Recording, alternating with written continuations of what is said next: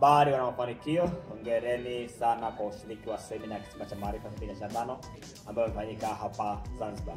Imekuwa ni semina ya kipekee sana kwa siku 3. Tumekuwa pamoja, tumejifunza na kushirikiana kwa pamoja kwa sababu tunapata maarifa sahihi, tunaweka maarifa kwenye vitendo ili basi tupate mafanikio ambayo ni makubwa sana.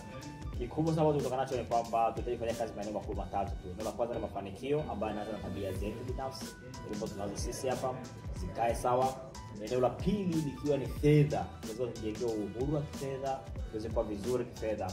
Na eneo la tatu ni kujenga biashara, tunaweza kujiendesha bila kutegemea moja kwa moja.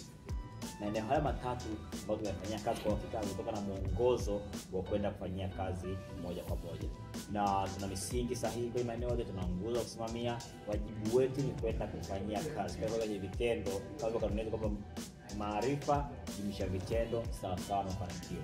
Kila laheri wafanyie kazi haya, na kwa hakika basi tutaweza kupiga hatua kubwa sana. Asante.